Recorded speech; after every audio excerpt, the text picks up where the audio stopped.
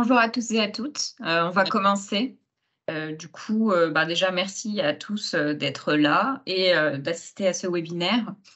Comme d'habitude, en tout cas pour ceux qui sont déjà venus à nos webinaires, on va vous demander, de bien vouloir couper vos micros. Si vous voulez, intervenir, il n'y a aucun souci, il suffit de lever la main virtuellement. Et si vous avez des questions, on vous demandera aussi, s'il vous plaît, de les poser via Slido, parce que ça nous permet de les garder à un même endroit et après dans le chat, ça risque de se perdre. Excusez-moi, je suis aussi malade, donc si je tousse ou éternue, m'en tenez pas rigueur. Hem, pour, vous connecter à Slido, je vous remercierais d'utiliser le QR code. Donc vous pouvez l'utiliser avec votre portable ou tout simplement via votre navigateur, vous tapez Slido et vous mettez le code, EIC Pathfinder. Normalement, vous devriez tomber dessus. Vous retrouverez ce code et QR code sur toutes les slides. Je vais commencer par une présentation. Nous sommes, le PCN, donc le point de contact national de l'EIC Pathfinder et Transition pour la France. Pour ma part, je suis, coordinatrice, c'est-à-dire que je suis à 100 sur cet emploi-là et je suis directement au ministère. Et pour cette tâche, je suis accompagnée de Chiara et de Laurent. Chiara, elle travaille à l'université de Lille, aussi à 60 mais elle a 40 sur cet emploi-là, en tant que PCN et Laurent travaille à la chambre des commerces et d'industrie de Bourgogne-Franche-Comté et qui est aussi également à 40 en tant que PCN. Bon, vous les entendrez tout à l'heure, prendre la parole si le micro marche. Sinon, si vous souhaitez nous contacter, il y a notre adresse générique. N'hésitez vraiment pas, on est tous les 3 derrière cette adresse et sinon il y a LinkedIn sur lequel on met toutes nos actualités qu'on partage avec nos collègues du PCN Accélérateur, donc qui est le 3e instrument de l'EIC. Pour vous situer un peu, Horizon Europe, c'est le programme 4 de la Commission européenne, sur une durée de 7 ans, qui se décompose en plusieurs piliers. On va avoir un pilier par, on va dire, grands objectifs, si on résume. Et donc nous, enfin notre Conseil européen de l'innovation se trouve dans le pilier 3, qui est aussi le pilier ayant comme objectif de faire de l'Europe un continent innovant. Voilà, pour vous situer un peu dans toute cette architecture, nous sommes dans le petit carré rouge et on va rentrer dans le détail de pourquoi l'EIC a été construit. Enfin, on va aller assez rapidement dessus, mais pour vous mettre un contexte, c'est que sous l'ancien programme cadre Horizon 2020, il y avait donc des instruments qui auraient pu être considérés comme des équivalents des Future Emerging, du Pathfinder ou encore de l'accélérateur pour ceux qui connaissent, qui s'appelaient les Future Emerging Technologies et instruments PME. Donc, on avait vraiment effectivement des appels pour de la recherche exploratoire à visée technologique et des appels qui sont plus aval et sur la mise en place, la mise sur le marché d'un produit.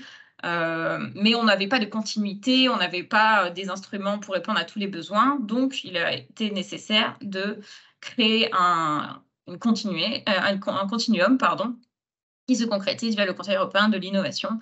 Donc, vous retrouvez l'instrument Pathfinder, celui dont on va parler aujourd'hui, qui se positionne sur des TRL assez bas, mais avec une volonté, bien sûr, dans le développement d'une technologie en rupture avec l'état de l'art actuel.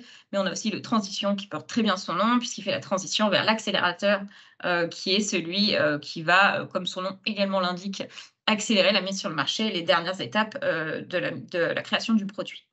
Donc tout ça, ça crée un continuum qui s'appelle le Conseil européen de l'innovation. Dans les grandes lignes, l'objectif de l'EIC, c'est de faire de l'Europe un leader en innovation. C'est aussi d'accompagner les innovateurs qui ont comme objectif de développer des technologies qui sont avec un gros potentiel, de gros bénéfices pour la société, pour l'économie européenne, voire internationale, mais qui justement demandent trop de ressources et ne sont encore trop risqués pour attirer les investisseurs privés. Donc on va dire que l'UIC se présente comme un facilitateur et un aidant à ces innovateurs et à ces innovations qui pourraient vraiment être game changing pour les anglicismes. Donc voilà, l'objectif, c'est aussi de couvrir toute l'échelle TRL, donc de répondre à tous les besoins lors d'un parcours du développement d'une technologie et ainsi d'accélérer la croissance des entreprises à haut potentiel et de soutenir les meilleurs innovateurs. Concrètement, on va dire de façon opérationnelle, on a un budget d'environ 10 milliards d'euros pour 7 ans et avec un programme de travail qui est annuel, qui est géré par l'EISMEA, qui est l'agence exécutive qui est en charge de la mise en place de l'EIC. On va avoir donc annuel, c'est-à-dire que les appels vont revenir chaque année. Alors, il va y avoir des petites distinctions d'une année à l'autre. On va y revenir parce que là, c'est le cas de l'instrument qu'on vous présente aujourd'hui. Les priorités, c'est deep tech, c'est-à-dire avec des technologies qui demandent un investissement à long terme, avec des innovations multidisciplinaires, multisectorielles, qui pourraient avoir de gros avantages pour l'économie et pour la société, ce que je vous ai dit précédemment, mais c'est très important que ce soit en rupture, que ce soit bien dans la catégorie deep tech. Les appels, on a un système hybride, donc on va dire des appels bottom-up ou blancs, c'est-à-dire vous pouvez proposer n'importe quel domaine technologique à condition de respecter les critères d'éligibilité, mais aussi les attendus que je viens de citer précédemment, qui permet donc aux communautés de l'Union européenne, de chercheurs et de chercheuses, et d'innovateurs, de faire remonter, peut-être des priorités, des thématiques auxquelles, la commission n'avait peut-être pas pensé ou qui n'est pas dans ses priorités, pardon. Et on a les appels top-down, donc les appels, thématiques, où là, ça va être justement, une redescente d'informations de la commission qui va demander de travailler, de trouver des solutions à telle ou telle problématique. Donc aujourd'hui, on est vraiment dans les Pathfinder Challenge, on va être dans des appels top-down, c'est-à-dire que les défis ne sont pas choisis au hasard, ils s'inscrivent dans une politique plus grande que le simple défi. Donc ça, c'est important de l'avoir en tête, on va y revenir. Mais vous répondez à une priorité et à une thématique présentée par la commission. Donc l'objectif, c'est d'avoir une vision hybride qui permet d'être assez complémentaire en termes de projet, qu'importe l'instrument, parce que ce système hybride, open et challenge, c'est la concrétisation du système, on va dire, plus général de l'EIC. Donc open, les appels blancs, challenge, les appels thématiques. On retrouve ça sur les 3 instruments du Conseil européen de l'innovation qui, eux, se positionnent sur toute l'échelle TRL. Donc normalement, on a différents types d'appels qui devraient correspondre à tous les types de technologies et de besoins. Donc aujourd'hui, bon, le carré n'est pas très bien placé, vous nous en tiendrez par égard. On va se positionner sur le IC Pathfinder Challenge. Donc cette année, en 2023, et je dis bien en 2023 parce que ça change d'une année à l'autre, on a 5 défis thématiques, technologiques et sociétaux. Et là, je vais donner la parole à Chiara. Merci. Oui, oui, oui. Merci Elsa. On passe maintenant à vous présenter la philosophie de cet appel Pathfinder Challenges. Et notamment, tout d'abord, ce que sont les principes du programme Pathfinder. En fait, le programme Pathfinder Challenges partage ses principes avec le programme Pathfinder Open, pour ceux qui le connaissent, mais il nous semble très important de rappeler que les projets Pathfinder sont des projets qui proposent une vision à long terme, tout d'abord, pour une technologie, ou mieux le développement d'une technologie qui va avoir dans le futur le potentiel d'avoir un impact positif, bénéfique sur la société, l'économie, l'industrie, la croissance, etc.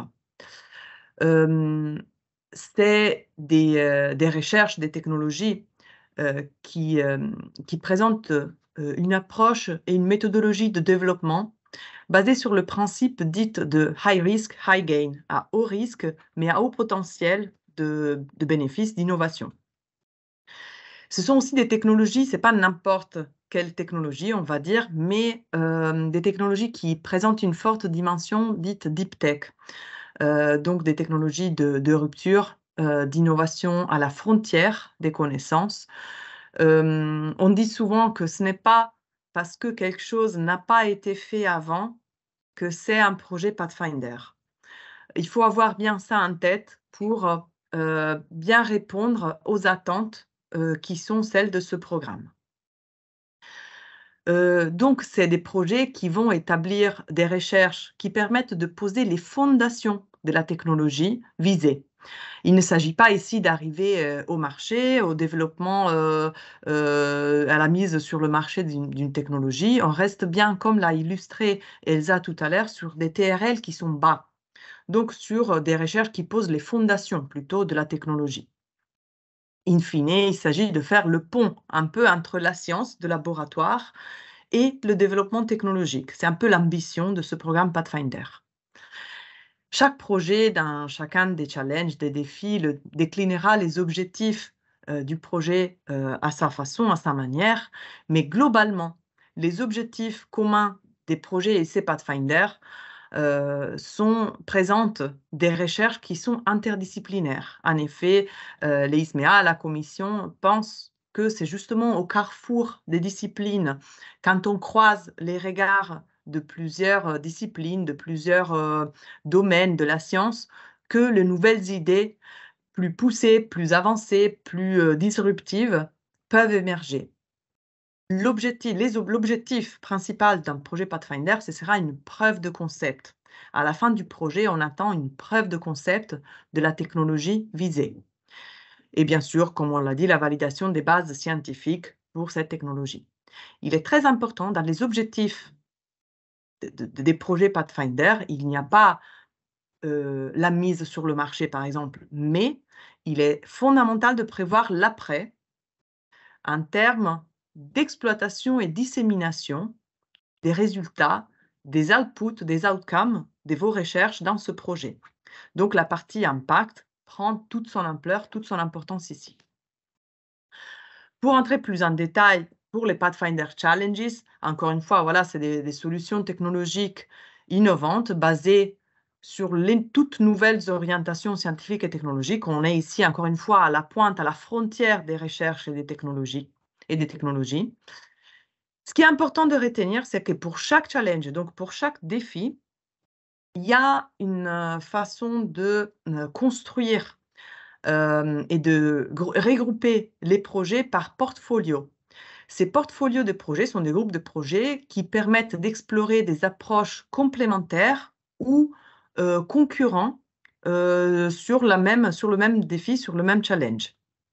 Chaque défi est guidé, managé par un programme manager qui est en charge des feuilles de route technologiques pour le portfolio. Donc, c'est le programme manager qui rédige la feuille de route du portfolio, qui rédige le texte du challenge et qui va accompagner l'avis des projets qui sont sélectionnés dans le cadre de ce défi, de chaque défi. Voilà. Très important, on passe aux conditions d'éligibilité pour les projets Pathfinder Challenges. En fonction des challenges, mais alors globalement, c'est des consortiums, soit des consortiums de 3 entités légales différentes suivant les conditions habituelles, donc 3 pays membres ou pays associés différents, soit des projets monobénéficiaires, soit des projets de 2 bénéficiaires, donc bibénéficiaires, issus de 2 pays différents. États membres ou associés, dont au moins un État membre.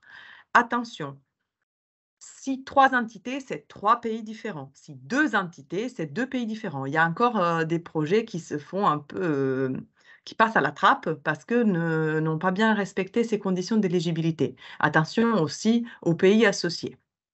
La prochaine deadline pour le Call Pathfinder Challenge est le 18 octobre 2023. Il vient tout juste d'ouvrir. La taille typique des projets est d'environ 4 millions d'euros. Ce n'est pas une limite ferme, c'est en fonction du besoin du projet. Si bien justifié, on peut dépasser les 4 millions d'euros. La durée moyenne pour les projets Pathfinder Challenge est entre 36 et 60 mois. Le budget global disponible cette année est de 163,5 millions d'euros, soit un petit peu moins qu'en 2022. Attention donc, le prochain call pour les Pathfinder Challenge est attendu pour octobre 2024, de l'année prochaine, mais il sera sûrement sur des challenges, sur des thématiques différentes que cette année. Pour chaque challenge, pour chaque défi, la commission publie un appel différent. Donc, il n'y a pas un seul appel qui s'appelle Pathfinder Challenges. Il y a 5 appels différents avec l'intitulé des challenges qui sont listés ici dans cette diapo. Pour chaque challenge, aussi un guide est publié par la commission aussi. Il y aura un portfolio et un programme manager différent pour chaque challenge. Les challenges 2023 sont listés ici et on va passer maintenant à vous les illustrer très rapidement dans le diaporama qu'on vous fournira après le webinaire d'aujourd'hui, vous aurez des diapos plus complètes pour chaque challenge, plus, comment dire, oui, avec plus d'informations, de renseignements. Ici, on passe maintenant juste pour vous survoler les 5 défis de cette année. Le premier défi s'appelle Clean and Efficient Cooling, donc un refroidissement propre et efficace. Donc, dans le cadre d'un besoin croissant dans différents domaines, qu'ils soient dans l'industrie, dans le secteur de la médecine, de la chaîne alimentaire, etc., et aussi dans un contexte mondial énergétique bousculé. Ce défi vise à faire développer donc des solutions de refroidissement novatrices qui soient plus propres, plus efficaces et qui permettent de développer une vision d'une économie du froid nouvelle, plus en ligne avec les principes de la Commission européenne. Donc, dans le cadre de ce défi, on attend des solutions technologiques qui permettent de réduire les coûts d'investissement et exploitation dans le domaine d'application, qui permettent d'accroître l'efficacité, la fiabilité et l'interopérabilité de la solution technologique proposée, qui permettent d'éviter l'utilisation de matières premières critiques ou nocives pour la santé ou pour l'environnement, et qui est une approche circulaire ou un faible impact environnemental. On vous laisse pour chaque diapo de chaque défi le lien, vous voyez ici le lien au guide du défi et notamment un lien au webinaire qui a été réalisé par le programme manager du défi et qui est possible de revoir sur le site de la commission. À toi, Laurent, pour le deuxième.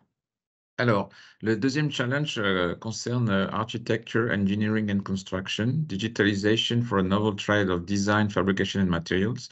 Alors là typiquement, on est dans un challenge qui concerne ce que l'on appelle le New European Bauhaus, c'est-à-dire le plan qui vise à accompagner la politique du Pacte vert pour l'Europe autour d'un projet qui va mêler l'environnemental, l'économique et le culturel, c'est-à-dire on combine conception de bâtiments, de l'architecture, la durabilité, l'accessibilité, l'inclusion de différents publics, l'esthétique et bien sûr aussi les aspects liés à la construction.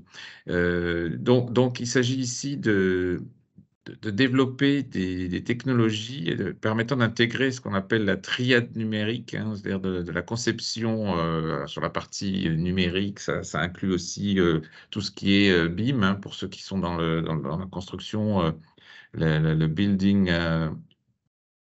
La modélisation de bâtiments, de la fabrication au sens production industrielle et des différents matériaux, mais aussi les aspects d'utilisation, d'usage, d'inclusion par les futurs occupants. Donc les objectifs, c'est de réduire les émissions de CO2 du bâti et de la ville. Et bien sûr, donc voilà, on répond aux objectifs, encore une fois, du Green Deal européen et du New European Bauhaus.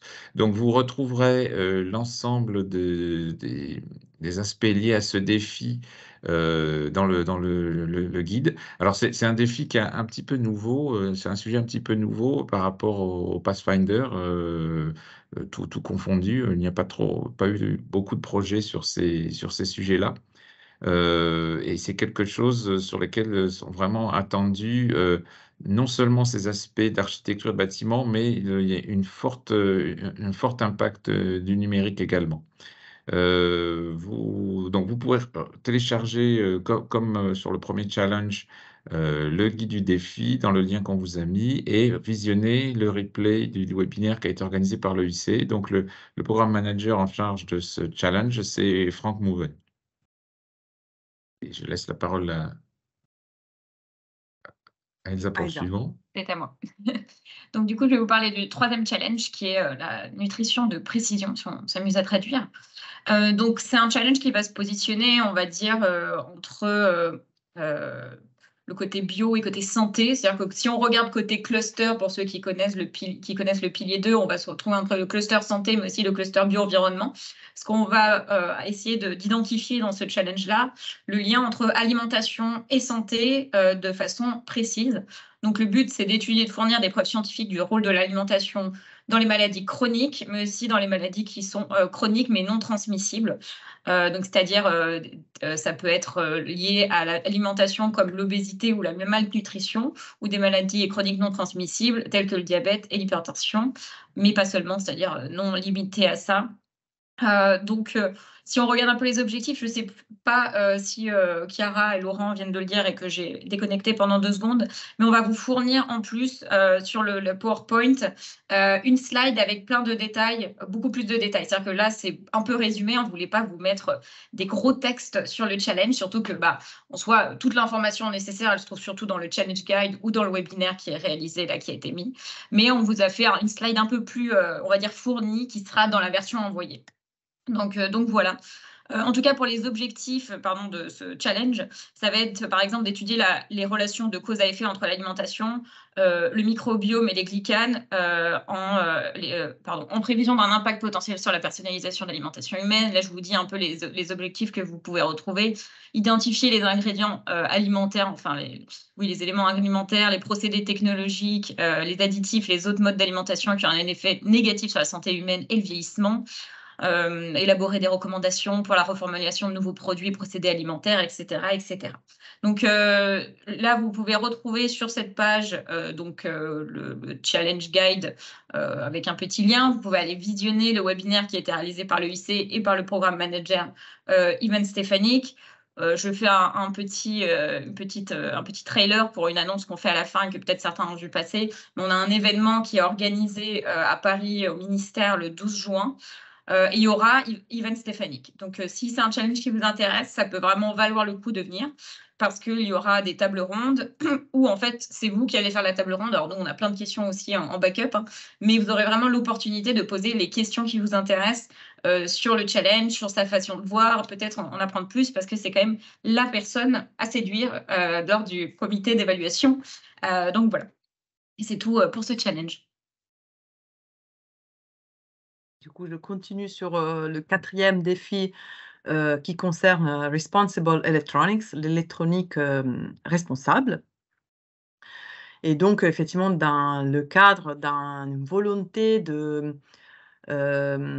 retrouver une souveraineté sur les matières premières, sur l'électronique, notamment après la crise des semi-conducteurs des années passées, la Commission européenne souhaite effectivement mettre l'accent sur le développement de solutions technologiques innovantes, nouvelles, à la frontière pour des nouveaux matériaux électroniques qui soient respectueux de l'environnement, qui permettent de réduire l'impact et le besoin en matières premières critiques et aussi de produits chimiques dangereux, notamment dans la fabrication de circuits, etc. Donc les solutions technologiques qui sont attendues dans le cadre de ce défi voient le développement de matériaux avec des propriétés améliorées, notamment en termes de durabilité, de recyclabilité, de flexibilité, pour des dispositifs, voilà, des matériaux innovants. Qui entraînent aussi une faible consommation d'énergie énergétique et une faible empreinte carbone, donc qui utilisent des procédés pour la fabrication qui permettent d'éviter l'utilisation de matières énergivores, de procédés énergivores, etc. Et aussi, en alternative, de proposer des alternatives, notamment en particulier de taille nanométrique, pour remplacer les systèmes électroniques courants. Donc c'est des solutions innovantes et originales qui sont recherchées dans le cadre de ce défi. Voilà, le programme manager de ce défi est Isabelle Obieta.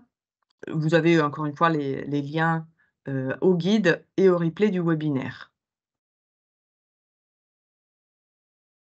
Alors, le dernier challenge pour 2023 concerne un challenge dans un nouveau domaine aussi, le spatial. Donc, il s'agit de In-Space Solar Energy Harvesting for Innovative Space Applications. Donc là, on est dans le champ de la collecte et de l'utilisation d'énergie solaire pour des activités dans l'espace. Donc, il s'agit de développer les nouveaux systèmes de captation et de transmission de cette énergie à des fins de propulsion euh, ou comment dirais-je, de fourniture d'énergie à des systèmes spatiaux, de fourniture d'énergie verte. Alors, soit pour de la propulsion, par exemple, de petits satellites, où il ne s'agit pas de propulser comment dirais-je, une capsule spatiale jusqu'à la Lune, hein. Il s'agit bien en orbite de propulser, par exemple, des petits satellites pour une correction d'orbite, pour la maintenance, pour éliminer des débris ou la fin de vie d'équipement aussi. Mais il s'agit aussi de fournir de l'énergie, éventuellement même transmise sans fil, pour des applications robotiques, pour de fabrication, d'assemblage d'unités, par exemple. Donc, vous retrouverez là encore l'ensemble de ces des détails de ce défi dans le guide, et vous pourrez visionner le replay du webinaire qui a été fait donc par le programme manager Stella Tkachova. Et là aussi, je fais un deuxième trailer par rapport à ce que disait Elsa tout à l'heure. On aura le plaisir d'avoir Stella Tkachova en présentiel le 12 juin prochain à Paris sur une journée spécifique sur le... Ton micro a coupé, Laurent. Je prends le contrôle. Est-ce que ça marche? C'est Ça a l'air bon? de marcher. Voilà. Alors, je vais passer aux critères d'évaluation. Donc, comme le disait tout à l'heure Chiara, le Pathfinder Challenge, c'est un instrument, mais 5 calls selon les 5 challenges. Par contre, on a sur cet instrument 3 critères d'évaluation. Alors, vous retrouvez, pour ceux qui ont l'habitude, des critères d'évaluation d'Horizon Europe, vous retrouvez les 3 grandes catégories. Les critères sont les mêmes pour les 5 challenges, avec bien entendu une adaptation à la thématique du challenge concerné.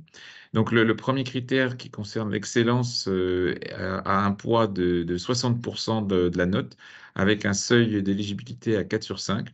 Et là, il s'agit donc de répondre aux objectifs et à la pertinence de votre projet par rapport aux défis exposés dans le Challenge Guide, tout en étant original, ambitieux et avec une percée technologique certaine. Et bien sûr, il faut que vous démontriez que la méthodologie pour obtenir cette technologie de rupture que vous proposez est plausible. Le deuxième critère qui correspond à un poids, je dirais, une pondération de 20%, est l'impact, avec un seuil à 3,5. Donc là, il s'agit bien entendu de répondre à l'impact potentiel économique et sociétal de la technologie que vous allez proposer. L'innovation que vous amenez, c'est-à-dire quelles sont les mesures d'exploitation, de protection des résultats, de réutilisation des résultats de la recherche derrière pour une exploitation in fine commerciale, en des applications concrètes. Et puis, il s'agit aussi de communiquer et de disséminer les résultats du projet. Alors, communiquer, c'est faire savoir ce que vous faites, et disséminer, c'est donner la possibilité à des parties prenantes d'exploiter ces résultats, de se baser sur ces résultats pour en faire des produits ou des nouvelles recherches. Là encore, il est important, sans avoir forcément impliqué en tant que partenaire de votre consortium ces parties-là, mais il est important de pouvoir, je dirais, intégrer des parties prenantes, c'est-à-dire des utilisateurs finaux de votre technologie, ou des gens qui vont avoir peut-être un usage de ces technologies, voire le grand public si cela est nécessaire. Le troisième critère d'évaluation, enfin la troisième famille de critères correspond à la mise en œuvre, à l'implémentation et la mise en œuvre, avec également une pondération à 20% et un seuil d'éligibilité à 3 sur 5. Donc là, il s'agit de démontrer la qualité de votre consortium ou de votre organisation si vous déposez en monobénéficiaire, c'est-à-dire sa capacité à mener le projet jusqu'au bout, à répondre à l'ensemble des critères, et bien sûr, éventuellement, si vous êtes un consortium, à coordonner les différentes expertises et partenaires. Il s'agit de pouvoir montrer que vous avez pour ça un plan de travail cohérent, une gestion des risques, qui est quelque chose d'important, et une mitigation de ces risques. Et puis également une bonne allocation des ressources entre les différentes tâches du projet, voire les différents partenaires. Donc l'ensemble de ces 3 critères, en fait, enfin, ça correspond à 3 chapitres de description de la proposition, ce qu'on appelle la proposition partie B. Donc c'est la partie de la proposition qui est rédigée, avec un maximum de 25 pages, pas une de plus, elle ne sera pas lue de toute façon. On va maintenant regarder un petit peu comment fonctionne le système d'évaluation du Pathfinder Challenges. Alors, c'est une évaluation en 2 étapes, avec une petite nouveauté pour ceux qui avaient l'habitude du Pathfinder Challenges en 2021, en 2022. Donc, dans un premier temps, vous soumettez votre proposition via le portail Funding and Tenders en répondant au bon appel, hein, donc au bon défi.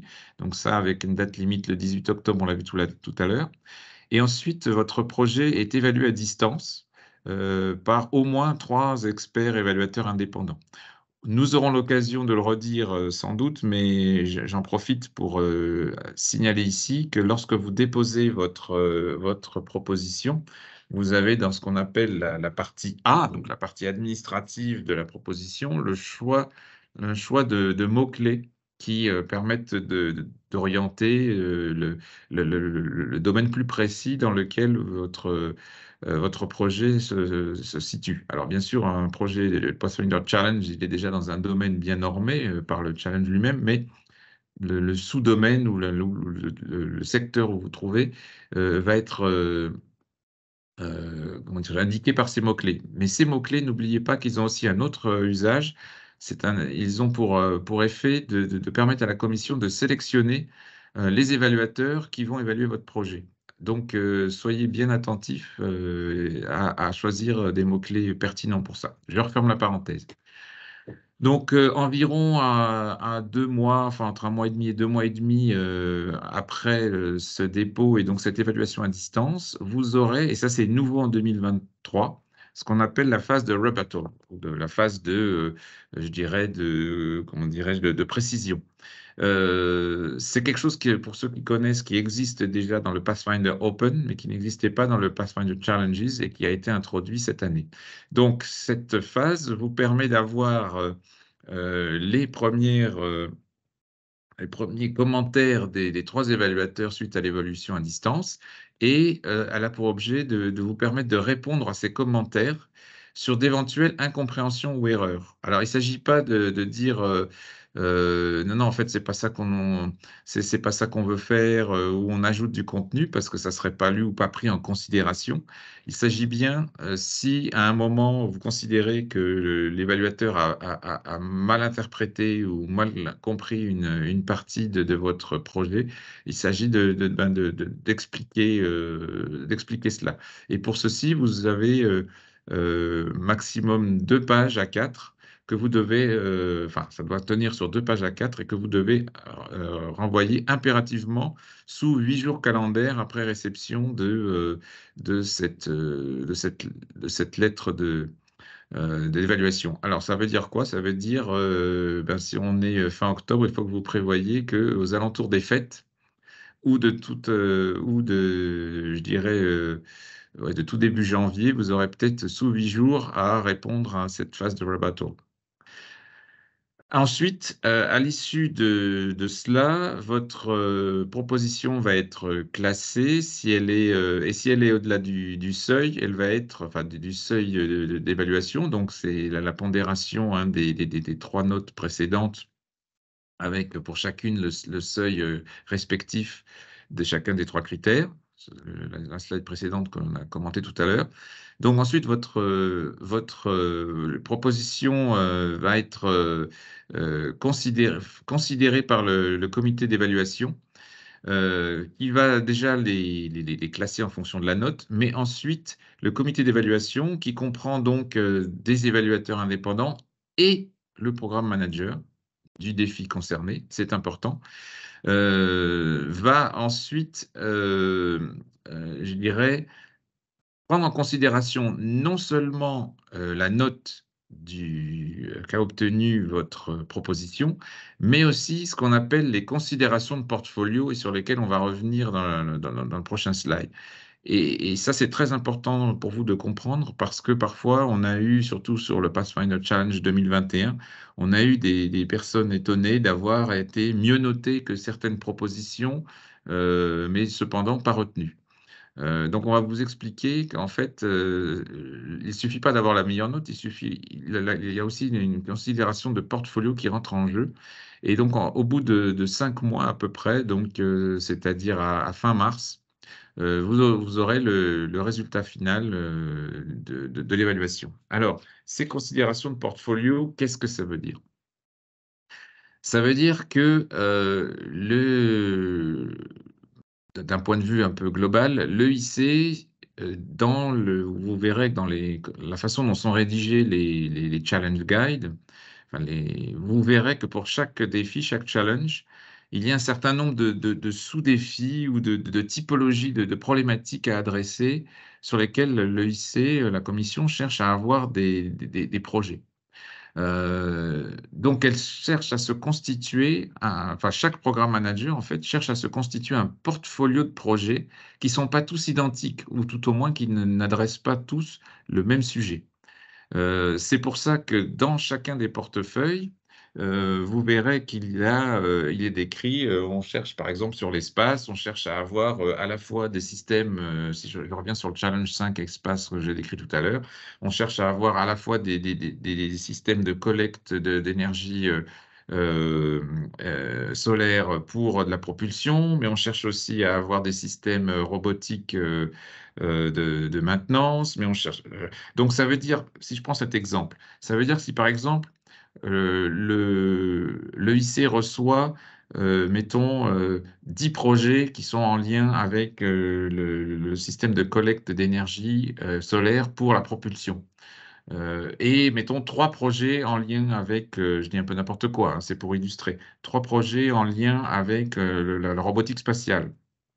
Mettons que les 10 projets sur le solaire, ils soient mieux notés que les 3 projets sur la robotique spatiale, eh bien, ça veut, ça ne veut pas pour autant dire que les 10 seront pris, enfin, ou mieux choisis que les 3 autres, parce qu'en fait, le programme manager voudra se constituer un portfolio où il y aura à la fois des bons projets sur la collecte d'énergie solaire pour la propulsion, mais aussi des bons projets sur la robotique spatiale, mais aussi, etc.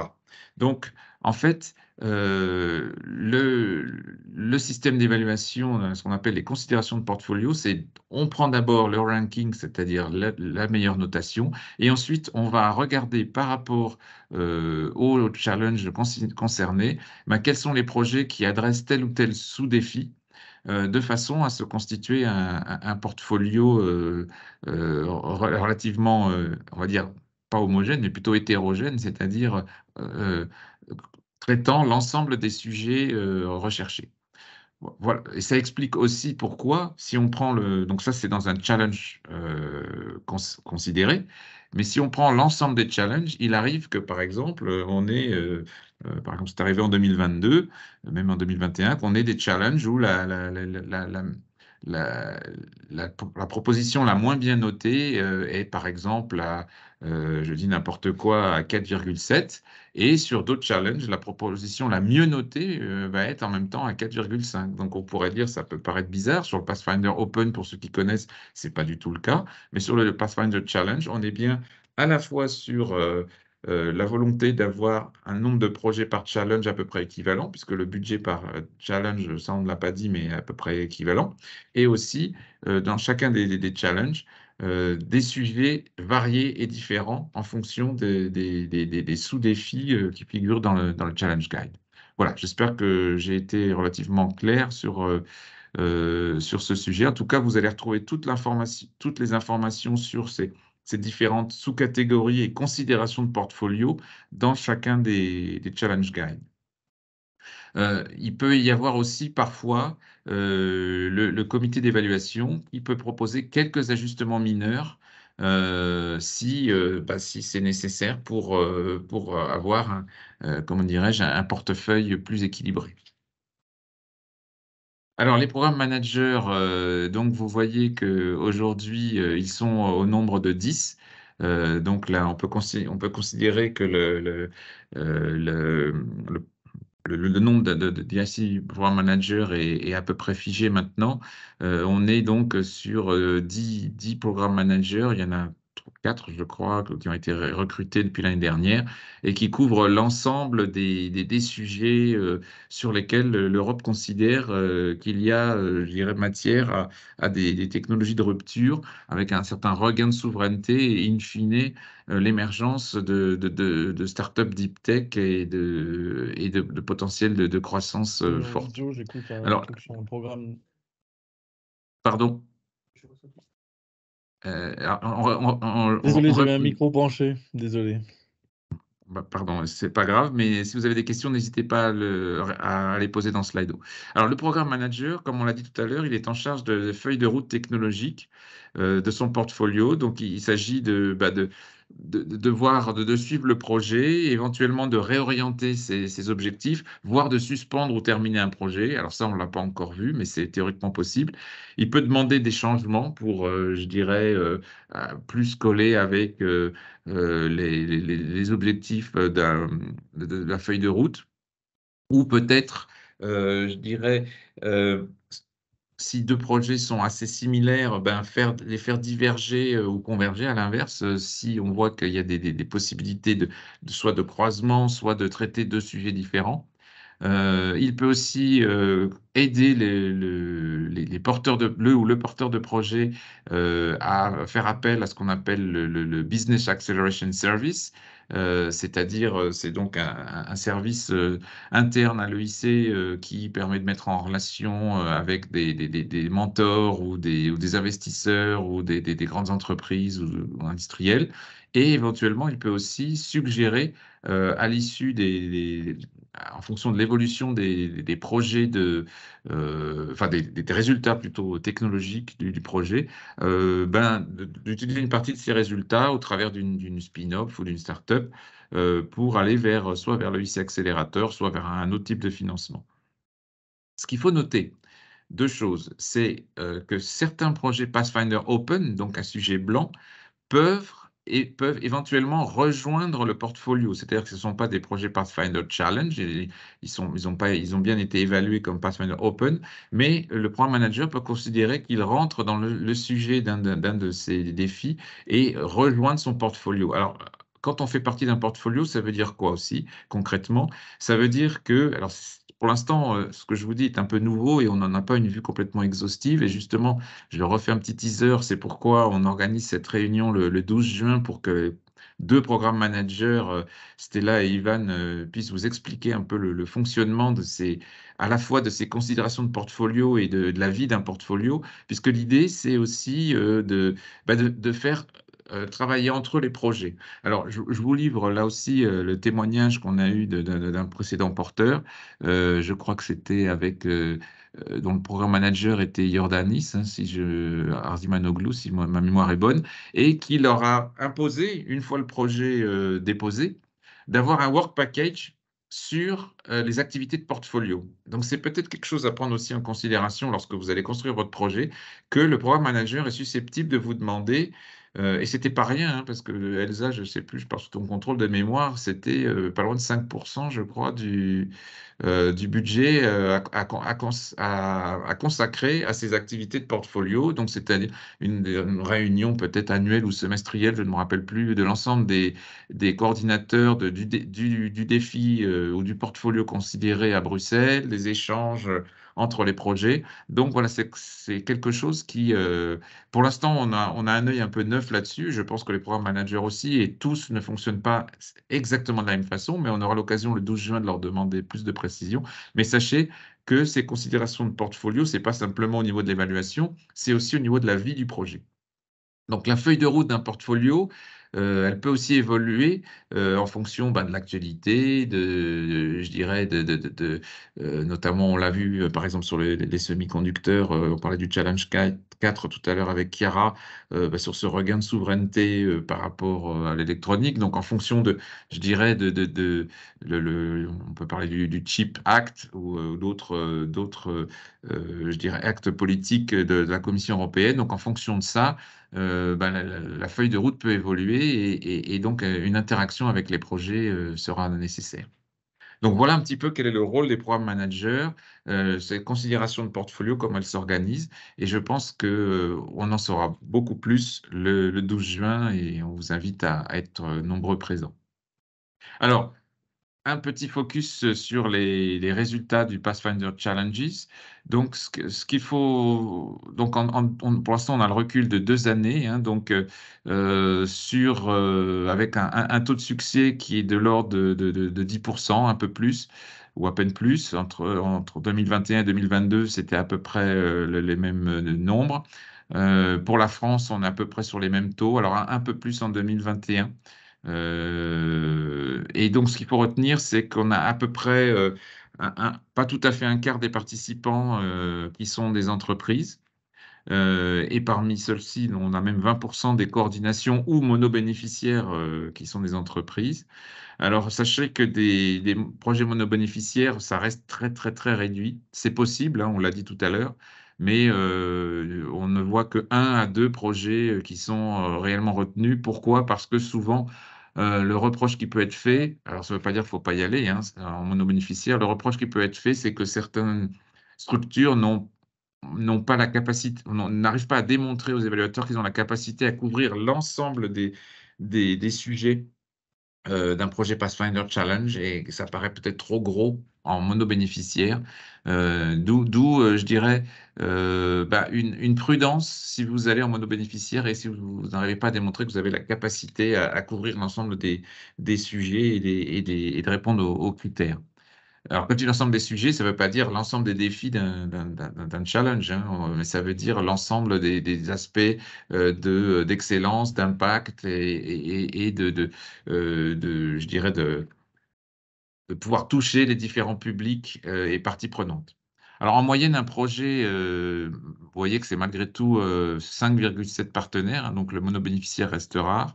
On est sur des projets en moyenne de 3,7 millions de budget, sachant que le call permet d'aller jusqu'à 4, voire plus exceptionnellement, et sur une durée de pas tout à fait 4 ans. Voilà, donc je vais repasser la parole à Elsa qui va vous décrire comment justement s'articule ce document scientifique autour des 3 chapitres et des 3 critères. Merci Laurent. Et je voulais juste préciser un tout petit point. Quand on dit 1 à 2 projets monobénéficiaires par call, on entend par année, hein, si je ne dis pas de bêtises. Laurent, tu me corriges, mais ce n'est pas par challenge, c'est vraiment par année, tout challenge confondu. Hein. Exact. Ah, je t'entends plus. Exact, c'est pas sur chacun des challenges, c'est Oui. vraiment sur l'ensemble du Pathfinder Challenge de chaque année. Voilà, parce que comme on a mis chaque call, nous, on veut dire annuel. Donc, c'est pour ça. Mais merci Laurent. Et du coup, je vais enchaîner avec le document scientifique. Donc, comme Laurent a pu vous le mentionner, il y a 3 grands critères d'évaluation: excellence, impact, implémentation. Et en fait, dans le template de la part B, qui en fait, la part B, c'est le document scientifique. Hein, c'est le document que vous allez remplir, le PDF que vous allez uploader sur la plateforme. Vous allez avoir 3 sections. Et les 3 sections, c'est les 3 grands critères d'évaluation. tout bêtement, si je puis dire. Donc, la première section, c'est la section excellence, excellence scientifique. Donc, on va passer assez rapidement sur les attendus. Sachez que dans la version qu'on vous enverra, vous aurez dans le PDF, dans le PDF du PowerPoint, une liste de questions, de questions à se poser, à la relecture par partie.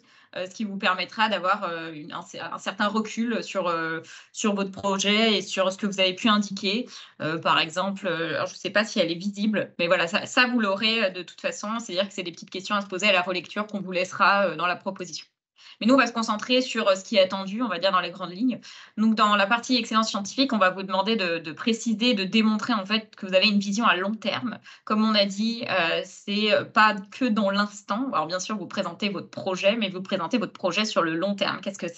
À quoi ça va mener? Quels sont les bénéfices? Comment vous voyez les choses? Qu'est-ce que ça va donner dans l'après? Et aussi, est-ce que c'est une technologie qui demande un investissement à long terme?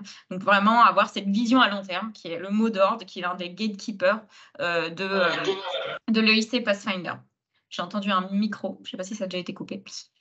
Il faut aussi positionner votre projet précisément, c'est-à-dire montrer en quoi c'est un projet qui est en rupture avec l'état de l'art, en quoi il est nouveau et ambitieux. Comme l'a mentionné Chiara, il me semble, ce n'est pas parce que ça n'a jamais été fait que c'est assez nouveau pour l'EIC.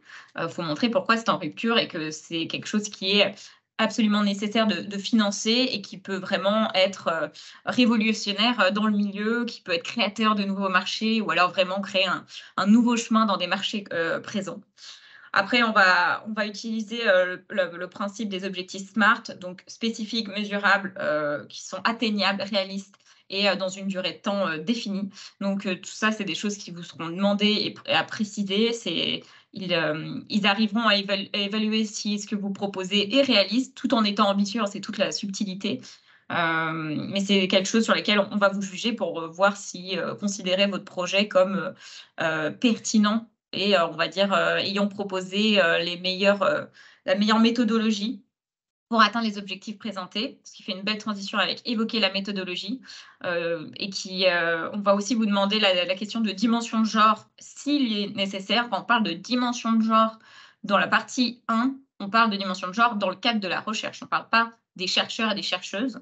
On parle, si vous faites par exemple de la recherche clinique, est-ce qu'il y a une question de dimension de genre dans la recherche que vous faites, dans la future technologie, le futur médicament, je ne sais pas, thérapie que vous allez mettre en place? C'est l'exemple le plus typique. Si ce n'est pas le cas, il faut le dire. Nous n'avons aucune question de genre, même si c'est évident pour vous parce que vous êtes en train de travailler sur les micro-ondes de quelque chose, vous êtes en physique quantique, etc. Donc pour vous, il n'y a aucune question peut-être de genre dans la technologie que vous développez. Il faut quand même le dire. C'est juste pour le préciser. Les questions de sciences ouvertes et le management des données, ça, c'est des choses qui sont obligatoires. Donc, les sciences ouvertes, c'est open science. Alors, la phrase qu'ils aiment beaucoup dire, notamment sur le Pathfinder, parce que le Pathfinder, on va être sur des sujets qui vont sûrement créer de la propriété intellectuelle, donc il ne faut pas tout dévoiler. Donc, c'est aussi ouvert que possible, aussi fermé que nécessaire. C'est la phrase qu'ils aiment dire. C'est-à-dire que si c'est contre-productif pour le développement de la future technologie, et que ça peut justement complètement empiéter sur le projet de mise en place de votre start-up ou de licence d'exploitation, le fait de publier sur des résultats que vous avez eus, bien sûr, ne le faites pas. Mais c'est dans la mesure du possible, faites-le. Tout ce qui est publiable doit être publié. Utiliser des schémas et des images, alors ça c'est bête et méchant, mais ça permet d'illustrer. Les évaluateurs, ils en regardent beaucoup de propositions. Ils doivent rester concentrés et il faut que ce soit assez évident. On ne va pas se mentir, avoir des schémas et des images, ça aide parfois à comprendre. Quelqu'un a pris le contrôle, je reprends. Merci de ne pas prendre le contrôle, merci. Et soyez concis, la partie implémentation peut prendre pas mal de place. Parce qu'en fait, vous avez ces 3 sections, mais il n'y a pas écrit, vous devez faire 3 pages sur la science, 3 pages sur l'excellence, 3 pages sur l'impact. C'est vous qui devez manager. Donc, soyez assez concis parce que l'implémentation, vous allez sûrement devoir mettre beaucoup de choses. L'impact. Donc, l'impact, c'est l'impact tout simplement de votre projet à court terme, pendant le projet ou après le projet et même à très long terme. Soyez spécifique, utilisez des indicateurs et des cibles quantifiables. faut bien présenter une stratégie d'exploitation avec un chemin clair vers le marché, même si finalement, ce n'est pas le chemin qui va être réalisé à la fin, parce que un projet, ça reste un projet, il peut y avoir des aléas, ce n'est pas obligé que ça se passe comme prévu. Il faut quand même avoir présenté le chemin, on va dire, préférable, ou celui que vous imaginez au moment où vous rédigez le projet, qui vous semble le plus pertinent pour une future mise sur le marché de votre produit. Est-ce que vous allez créer une spin-off? Est-ce que vous allez vous-même reprendre, si vous êtes une PME, reprendre l'API et aller pousser les résultats? Est-ce que vous souhaitez pas exploiter, que vous allez justement rechercher une PME, c'est l'un de vos objectifs pendant le projet, qui pourrait reprendre cette technologie, etc., etc. Il faut bien montrer que vous impliquez vos responsabilités, les key actors. On reprend le sujet de la thérapie. Vous développez potentiellement un médicament ou une thérapie pour les personnes atteintes de la maladie de Parkinson. Impliquer des associations de patients qui sont de personnes qui sont atteintes de cette maladie, ou si c'est de nouveaux dispositifs médicaux que vous mettez en place, peut-être des associations du staff médical ou du type de staff médical qui va utiliser cette technologie, qu'il y ait des end-users qui soient impliqués. Si vous voulez vous implémenter dans un marché existant, est-ce que vous êtes en contact ou vous souhaitez être en contact, et c'est l'un de vos objectifs d'être en contact avec des stakeholders de ce milieu, etc., etc. Et puis, on fait une distinction entre la communication et la dissémination. La communication, c'est dès le début du projet, ça concerne les activités du projet, quels que soient les résultats, site web, flyer, vidéo, réseaux sociaux. Et la dissémination, c'est les résultats, donc diffusion des résultats, protection des résultats, transfert technologique à terme. Et puis, la création de l'API, est-ce que c'est du brevet, est-ce que c'est du savoir-faire, etc., etc. Les publications et l'open access. Donc ça, c'est des points qui doivent être mentionnés. En général, c'est dans un work package bien précis. C'est même des fois recruter une personne qui est en charge de ça, par exemple un European Project Manager, etc., etc. C'est très important parce que ça fait partie entièrement de ce qui est demandé. La commission vous finance et elle veut aussi qu'on le sache, parce que l'objectif, c'est bien sûr de faire avancer la société, mais que la société soit au courant des investissements que fait la commission. Donc la communication, que ce soit site web, flyer, participation à des événements, la société, par exemple, la fête de la science en France, par exemple, c'est des choses qui peuvent être très bien vues. Et dernier, c'est implémentation, qualité, productivité, efficiency de l'implémentation. Donc là, on va vous demander de présenter les membres du consortium. C'est pour ça qu'on vous disait que ça peut prendre de la place. Présenter chaque membre du consortium, peut-être l'équipe qui va travailler, quelle est la spécificité de ce partenaire. Il ne faut pas qu'il y ait de doublons, il ne faut pas qu'on ait deux partenaires qui travaillent sur les mêmes thématiques. Ou alors, s'ils sont à peu près sur la même thématique, pourquoi ils sont complémentaires. Voilà, c'est démontrer que vous avez toutes les armes, on va dire, pour accomplir les objectifs que vous avez présentés précédemment. Donc ça peut prendre de la place. Prévoir une action, un budget pour les activités de portfolio. Donc ça, c'est quelque chose qui est intéressant parce que, comme le disait Laurent, on a eu le témoignage d'un lauréat Pathfinder Challenge qui nous disait qu'ils avaient demandé une partie du budget. Il me semble que maintenant, c'est systématisé, que c'est même précisé dans les Challenge Guides quand ils veulent que vous utilisiez une partie du budget. Par exemple, il est attendu qu'il y ait 50 000 € sur les considérations, enfin les activités de portfolio. Donc, prévoir une action ou un budget pour les activités de portfolio, j'ai cru voir quelqu'un me demandait ça dans Slido, c'est quoi comme activité de portfolio? C'est un peu compliqué de prévoir, ça je comprends, parce que vous ne savez pas qui va être mentionné, mais quand vous lisez un challenge guide, vous avez des objectifs. On va vous demander de vous positionner sur certains objectifs, pas tous, mais au moins un. Donc vous avez une idée de qui va être en face, vu que normalement, on devrait retrouver des personnes qui, eux, répondront aux objectifs. Donc, il faut voir, vous, comment vous voyez les choses et comment ça peut être complémentaire de travailler avec des personnes qui sont sur tel objectif. Je n'ai pas d'exemple, désolé, c'est un peu flou. Et peut-être regarder directement dans le challenge guide, parce qu'on va dire que lire le document, ça peut vous éclairer, ce qui me semble qu'il y a une partie maintenant assez précise de quelles sont les différentes visions complémentaires qui vont normalement être représentées dans le portefeuille. Donc, je pense que ça peut être une bonne piste, mais après, c'est difficile de donner un point générique parce que c'est un programme manager qui fait son propre portefeuille. Donc, il n'y a pas une vraie vérité vraie à vous présenter. Mais c'est quelque chose à bien sûr inclure, et on avait là une personne qui nous avait dit qu'ils avaient vraiment été retenus parce qu'eux avaient inclus cette activité par portefeuille. Même si ça restait peut-être assez général et assez flou. Vas-y, Laurent.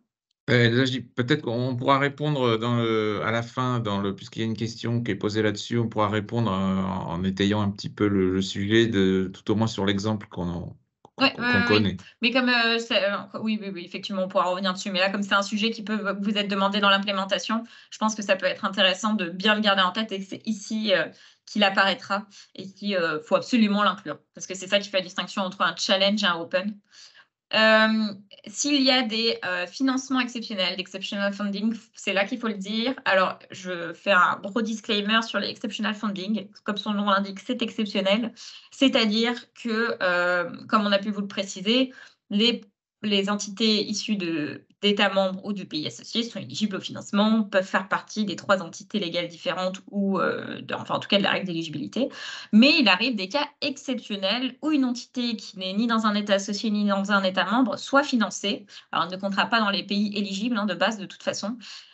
Mais si vraiment il y a une entité qui est unique, qui ne trouve aucun équivalent en Europe ou dans les États associés, vous pouvez demander le financement de celle-ci. Vous prenez un risque parce qu'on peut simplement vous dire non. Et après, c'est pas garanti que, imaginons que vous aviez demandé 400 000 € pour l'Université de Zurich qui n'est pas éligible et qu'on vous dit non, non, on ne considère pas que c'est unique, ben, on ne vous garantit pas de récupérer ces 400 000 € dans votre budget. C'est peut-être possible, mais d'une personne à l'autre, ça varie.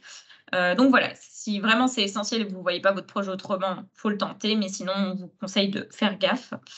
Et sinon, dans cette partie implémentation, on va retrouver pas mal de tableaux, des Gantt charts qui doivent être assez clairs et précis pour montrer le déroulement, on va dire livrable milestones de votre projet, le Purge chart pour montrer les interactions et les relations entre les différentes composantes de votre projet. On va avoir la liste et la description des work packages, qu'ils soient scientifiques ou non scientifiques. Ne surtout pas oublier les non scientifiques, c'est tout aussi important. Les listes des livrables, les milestones, les listes des risques, absolument. Comme ça vous a été présenté, c'est des projets qui sont par essence risqués, vu qu'ils sont en rupture avec l'état de l'art actuel. Il ne faut pas cacher les risques, mais il faut bien montrer que vous les avez anticipés et que vous les avez mitigés. Et bien sûr, tableau relatif au budget qui doit être cohérent avec les objectifs précisés auparavant. Donc voilà pour ce qui est des critères. Vous aurez bien sûr les petites listes de questions à vous poser pendant la relecture, comme j'ai pu vous le dire précédemment. Donc, je vais finir par quelques infos très rapides, après on passera aux questions-réponses. Tout d'abord, pour les entités publiques françaises qui souhaitent être coordinatrices, il existe l'appel MRSEI de l'ANR, qui est un appel qui vous permet, alors en anticipant assez, c'est-à-dire que là, il y a une deadline au 1er juin, ça peut être ric-rac pour la deadline d'octobre, mais on va dire que c'est le dernier carat pour le Pathfinder Challenge 2023. Vous demandez en fait un financement jusqu'à 30 000 € sur 24 mois, ça dépend de jusqu'à quand, quelle est la deadline que vous visez. Pour vous aider à mettre en place votre consortium, peut-être à financer une partie d'un consultant, organiser un meeting avec les partenaires pour se rencontrer en vrai et faire un workshop de rédaction du projet, etc. etc. Donc, n'hésitez pas à postuler. Si vous avez plus d'infos, normalement, vous avez le lien sur la page, enfin sur la slide. Donc, vous pouvez aller consulter. Si ce n'est pas pour un Pathfinder Challenge, ça peut être pour un Pathfinder Open, ça peut être pour un Transition. La condition étant, bien sûr, d'être un consortium. C'est-à-dire que si vous êtes monobénéficiaire, ça ne marche pas. Sinon, pour l'équivalent, pour les entités privées et que vous êtes en consortium, vous pouvez aller voir côté BPI, il y a le DIAG PTI, Partenariat Tech International. On va dire que c'est à peu près l'équivalent de l'ANR, du MRSEI de l'ANR, qui vous permet donc d'avoir un accompagnement, si je ne dis pas de bêtises, par un consultant pour potentiellement vous aider pour vous aider tout simplement à développer votre consortium. Donc, c'est pour les consortiums technologiques d'Horizon Europe. Et si vous êtes monobénéficiaire et que vous êtes une entreprise, je crois qu'on ne l'a pas mis, mais il y a le DIAG Europe, ou potentiellement. Alors, il faut vérifier, je ne suis pas sûre que le Pathfinder Challenge marche. Je ne pense pas qu'ils soient éligibles pour le Non, ils ne sont pas Pathfinder éligibles. C'est les Challenge. transitions qui sont éligibles. Ouais. Ok, bon, alors, oubliez ce que je viens de dire. Et bien mais en préciser tout cas, que allez voir le DIAG PTI si vous êtes en consortium et que vous voulez déposer un Pathfinder. Et le DIAG PTI, c'est bien si vous êtes en leadership du projet. Ce n'est pas si vous n'êtes pas un simple partenaire. Oui, à chaque fois pour les 2 qu'on vient de vous présenter, il faut être coordinateur. Voilà, c'est la condition. Et puis finalement, vous la teasez un peu tout le long. Donc il y a un événement en présentiel le lundi 12 juin au ministère, donc dans le 5e arrondissement de Paris, qui est axé sur l'instrument Pathfinder Challenge, les appels challenge de manière générale. Et on va avoir la présence de 2 programmes managers, donc Stella Kachova et Ivan Stefanik. Donc Stella qui est sur les thématiques espace et Ivan qui est sur les thématiques bio, alimentation et technologie agricole. Ils vont nous présenter à nouveau leur challenge, mais ils vont surtout participer à des tables rondes, où à ces tables rondes, ils vont répondre à vos questions, ils vont présenter un peu la façon dont ils fonctionnent, comment ils construisent leurs défis. Ça peut être très intéressant d'arriver à comprendre les coulisses quand on veut déposer. Et puis aussi, on aura une table ronde de lauréats, 3 projets représentés de 3 challenges différents. Donc, ils viendront témoigner de comment ils ont potentiellement construit le projet, comment ça se passe au quotidien, plein de petits conseils et d'indices sur comment ça peut être inclus et anticipé, on va dire, prévu dans votre proposition et qui peut faire la différence. Donc, la matinée, ça sera une matinée d'information. Et l'après-midi, ça sera un après-midi d'accompagnement. Donc, vous pouvez prendre rendez-vous avec nous. C'est-à-dire que on va faire un rendez-vous de 30 minutes par rendez-vous. Et là, on pourra discuter vraiment concrètement. Vous nous présenterez votre projet. On pourra essayer d'orienter, de vous donner des conseils, etc., etc. Vraiment 30 minutes sur votre projet. Alors, je le précise, c'est pour présenter un projet précis ou une ébauche. C'est pas grave si vous avez qu'une ébauche de projet pour l'instant et que vous voulez quand même le présenter. Il n'y a aucun souci, justement. Mais en tout cas, n'hésitez pas à vous inscrire. Il y a le lien. Et je tiens à préciser, je ne l'ai pas noté là, mais l'événement, il n'est pas enregistré, il n'est pas streamé. Donc, si vous voulez y participer ou récolter des infos, il faut venir. Et voilà, sinon quelques infos utiles, le site, les adresses génériques, comment devenir membre relais ou comment s'inscrire à la liste de diffusion. N'hésitez pas. Et là, on va passer aux questions. Est-ce que Laurent, tu veux faire un partage d'écran? Ouais, je vais arrêter le partage. Mon écran. Hop, est-ce que vous le voyez? Ouais, c'est bon. C'est bon. Alors, on va prendre les questions une par une, même si je crois que certaines ont été répondues déjà Oui, directement, mais on va les reprendre pour ceux qui n'auraient pas vu la réponse. tout à fait. Ouais. Donc, est-ce qu'il est possible d'avoir un seul bénéficiaire du Pathfinder Challenge? Oui, c'est ce qu'on a dit, hein, il est possible de déposer en monobénéficiaire sur chacun des 5 challenges. C'est totalement possible, totalement éligible, avec la toute petite réserve en matière de pertinence que l'on a évoqué tout à l'heure, à savoir votre capacité de démontrer que vous pourrez bien couvrir l'ensemble des critères du projet. Et OK, pas pour les blancs, oui, je pense que la question concernait le Pathfinder Open, qui est un autre appel et qui a une autre saisonnalité, puisque c'est généralement tous les mois de mars. Et le Pathfinder Open, il n'est pas enfin, le 23 est terminé, et pour ce qu'on en sait, il n'est pas prévu d'ouvrir à monobénéficiaire de sitôt. Alors, quelles activités doit-on envisager dans le Work Package Portfolio qui est dimensionné, en effet, comme le disait Elsa tout à l'heure, à 10 mois? Donc là, c'est ce qu'on disait tout à l'heure, pour l'instant, on a peu de recul. On a le recul d'un portfolio autour de la santé sur lequel, je dirais, les activités sont les suivantes.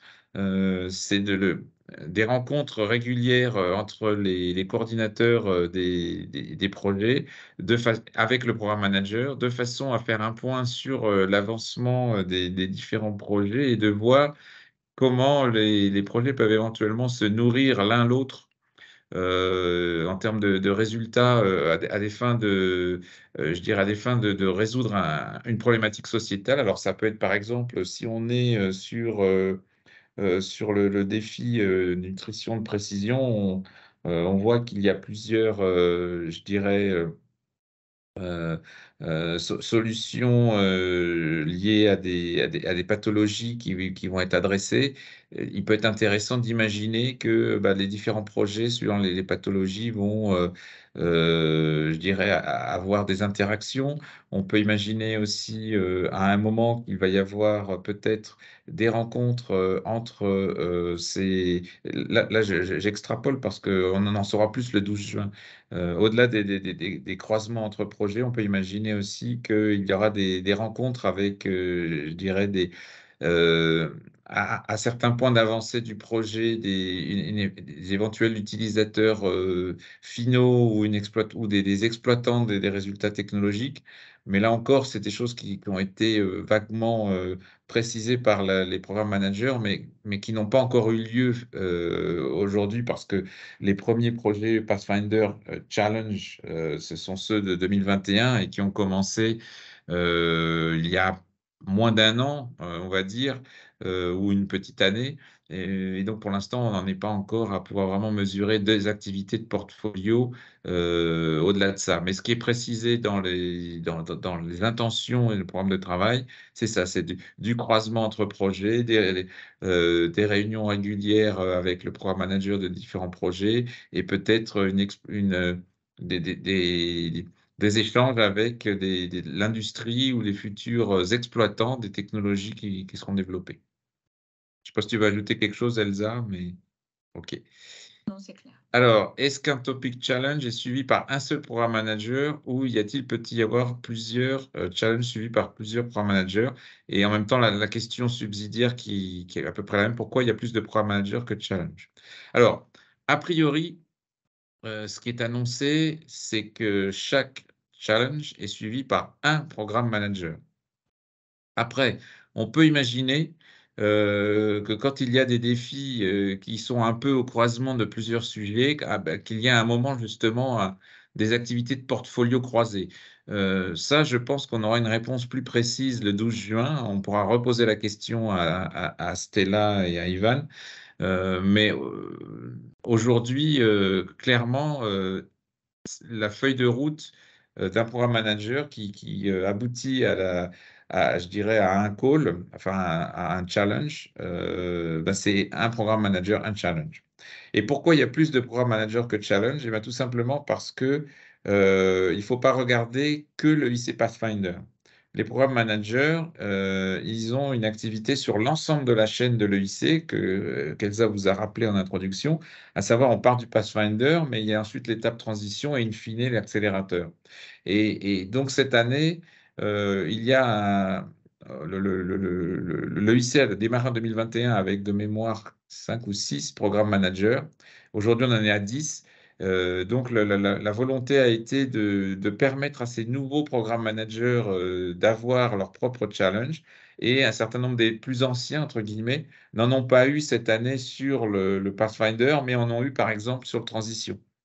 Donc voilà, ça veut dire que chaque année, on estime qu'il y aura entre 5 à 6, mais plutôt 5. S'il y en a eu 6 l'année dernière, mais c'était peut-être un peu exceptionnel, ce sera plutôt 5, voire 4 défis dans le Pathfinder Challenge.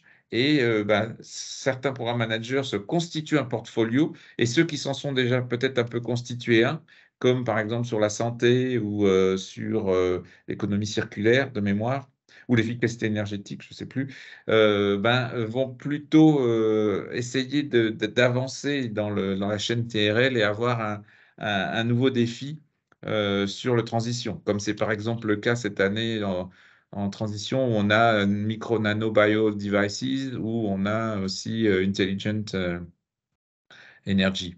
Voilà. Voilà pourquoi il y a plus de programme managers que de challenge. Et je voulais préciser quelque chose avant de donner la parole à Nicolas.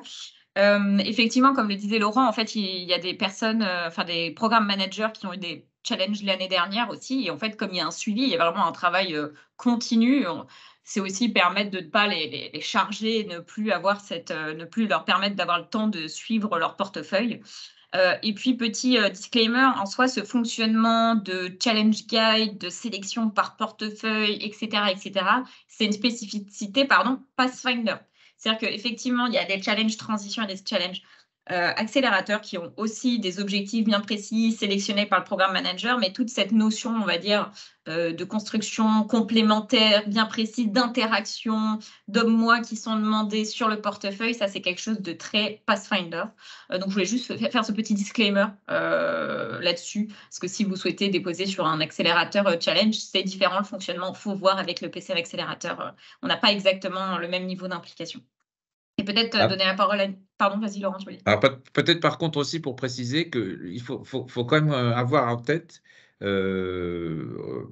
la suite je dirais de la réserve qu'a émise Elsa, que les programmes managers, malgré tout, ce sont des programmes managers de l'EIC. Ce ne sont pas des programmes managers de l'EIC Pathfinder, ce sont des programmes managers de l'EIC. Et ils ont comme objectif, in fine, de faire germer et je dirais monter en capacité des startups à fort potentiel de croissance sur les marchés européens. Donc, ça veut dire que dans les activités, alors je complète peut-être aussi ma question de tout à l'heure, même si on reste au Pathfinder, dans les activités de portfolio, on peut imaginer qu'il y a déjà un peu l'idée de faire germer une spin-off ou une startup qui pourrait maturer et accélérer ses résultats vers le marché. Donc, c'est peut-être des choses qui pourront aussi arriver dans le projet. Et sachez aussi que, alors là, j'empiète un tout petit peu et il faudrait contacter nos collègues du PCNEIC Accélérateur, mais il y a des passerelles qu'on appelle des fast tracks dans le langage EIC entre le Pathfinder, des résultats du Pathfinder Challenge notamment, mais Pathfinder tout court, vers l'accélérateur. C'est-à-dire qu'à un moment, le programme manager peut décider que tel résultat de projet Pathfinder, avec peut-être une spin-off ou une startup déjà impliquée qui pourrait porter la techno, est suffisamment mature pour aller sur la transition, ce qui paraît logique, voire même sauter l'étape du transition, parce que une montée rapide en TRL et aller vers l'accélérateur. Donc, c'est des choses qu'il faut avoir en tête aussi. Les programmes managers ne sont pas là que pour faire émerger des technologies au sein d'un portfolio qui vont animer technologies de rupture, ils sont là aussi pour que ces technologies de rupture, et d'où l'animation de ce portfolio, c'est que derrière, ça génère des résultats d'exploitation et in fine, une start-up ou plusieurs start-up à fort potentiel de croissance.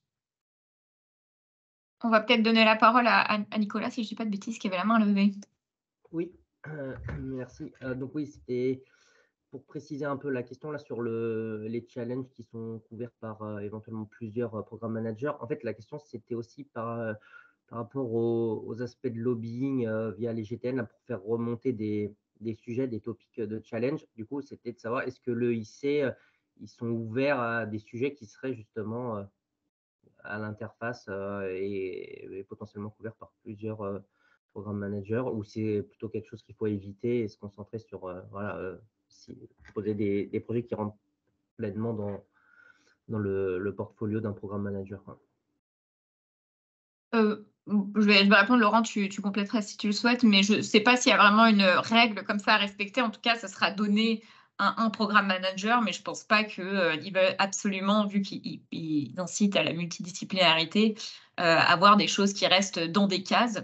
Ça, c'est quelque chose qui pourrait être demandé au programme manager, hein, parce que pour l'instant, il y a une volonté qui est on a un programme manager sur cette thématique, un autre sur cette thématique, mais peut-être qu'il ne se ferme pas la porte à, selon les thématiques qui vont émerger, faire des synergies entre programmes managers selon les thématiques. Il me semble que Francesco Matteucci et je ne sais plus quel autre programme manager travaillent étroitement parce qu'ils ont des thématiques qui sont assez proches.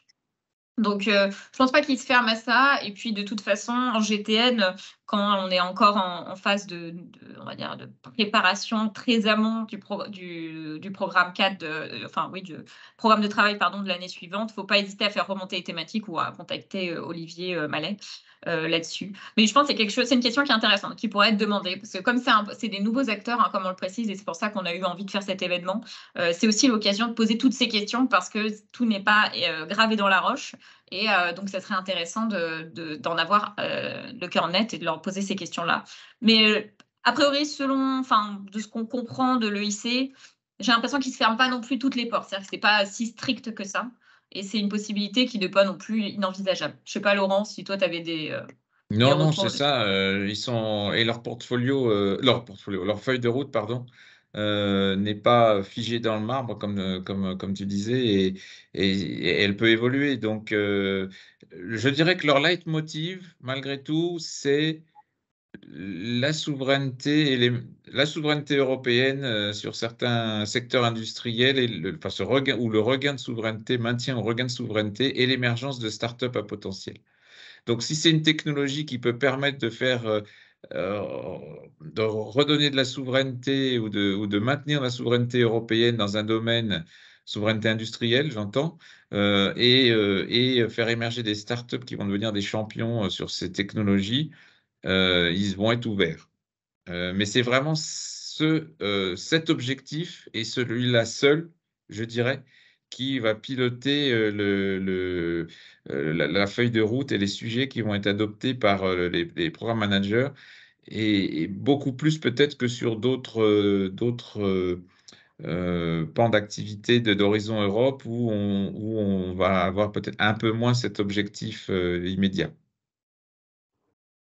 Ok, merci. Et du coup, ouais, je veux bien si vous pouvez poser la question, parce que moi, malheureusement, je ne pourrais pas être là le 12 juin. On posera la question. On posera, c'est noté. Alors, les deux questions suivantes, on va y répondre en même temps parce qu'elles sont similaires. Est-ce que les universités britanniques, voire même de manière plus générale, les entités britanniques sont-elles éligibles au financement dans un projet EIC Pathfinder?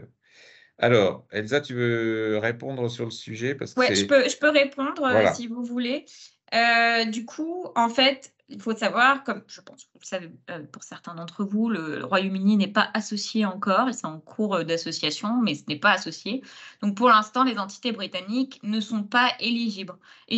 Pardon.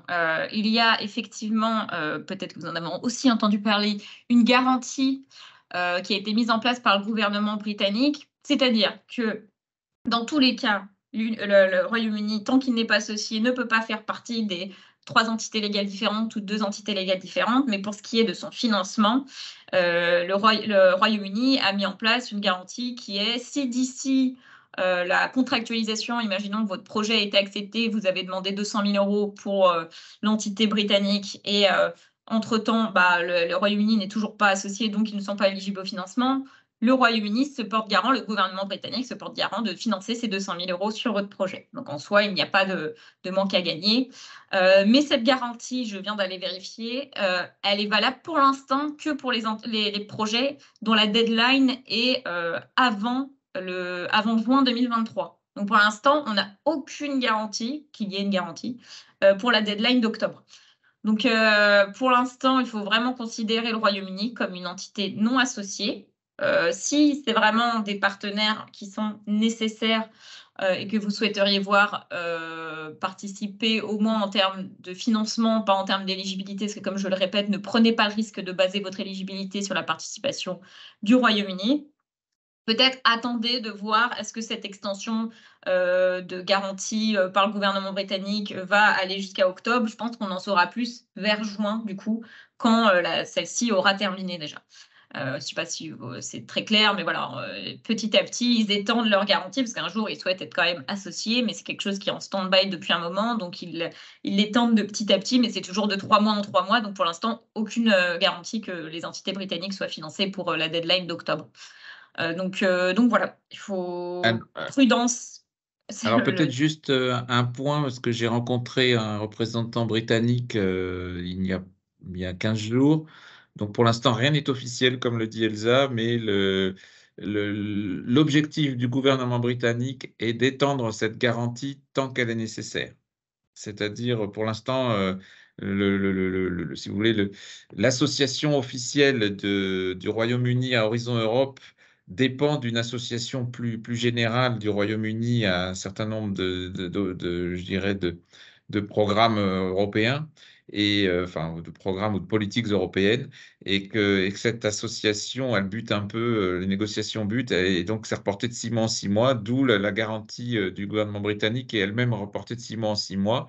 Mais en tout cas, il y a une volonté affichée, mais pas officielle, donc méfiance, mais a priori, de la part du gouvernement britannique, d'étendre cette garantie tant qu'elle est nécessaire. Voilà. Donc, ça veut dire, en clair, si vous avez un partenaire britannique, que ce soit un universitaire, un académique ou un organisme de recherche pour une entreprise, ne la prenez pas en compte comme, comme entité dont la participation comme le disait Elsa, est une condition sine qua non de l'éligibilité parce que c'est un risque, mais vous pouvez prendre en compte qu'elle va être financée par l'Europe et si in fine elle ne l'est pas, le gouvernement britannique le fera.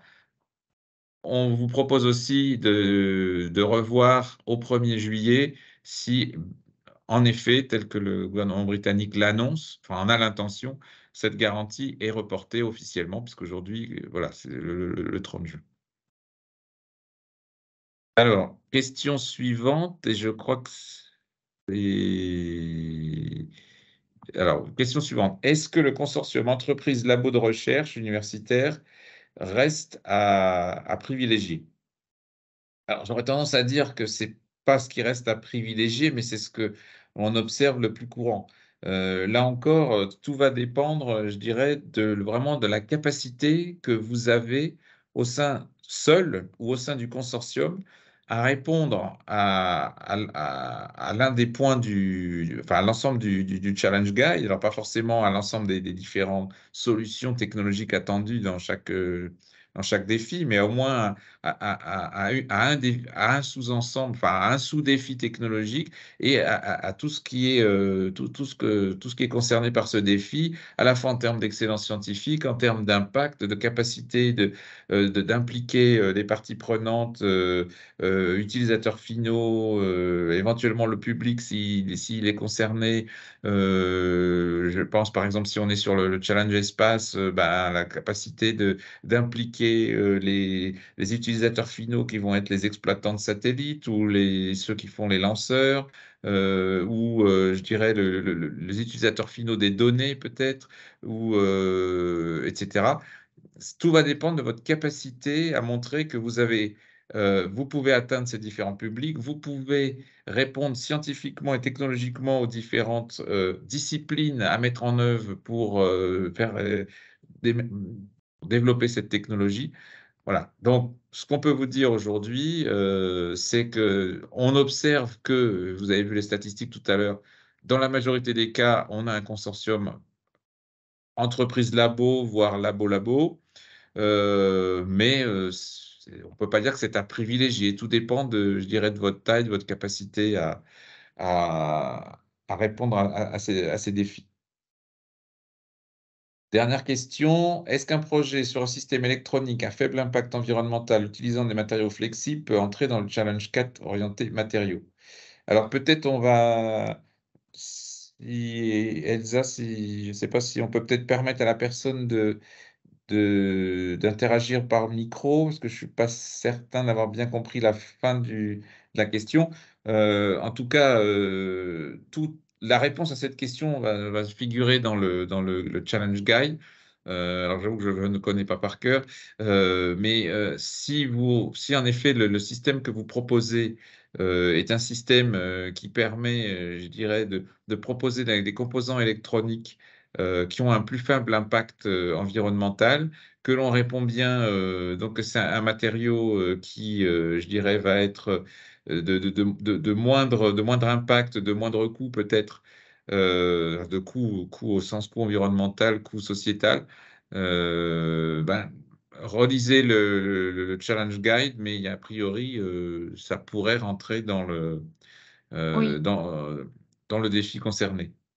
Oui, je suis d'accord là-dessus. J'avoue que de ce que vous dites, des mots-clés, après vous pouvez prendre la parole comme disait Laurent. On dirait que je pourrais dire que oui. Après, il faut voir dans les détails. Faut bien lire le challenge guide. Il y a vraiment toutes les infos là-dedans. En soi, là, si je regarde clairement, c'est dans le challenge guide, c'est écrit développer de nouveaux matériaux électroniques respectueux de l'environnement, réduisant le besoin de matières premières critiques, de produits chimiques dangereux.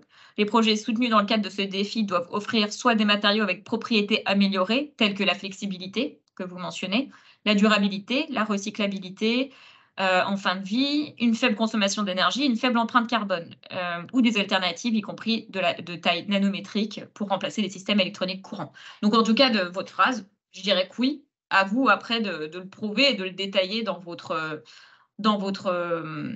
proposition, tout simplement. Voilà, c'était la dernière question.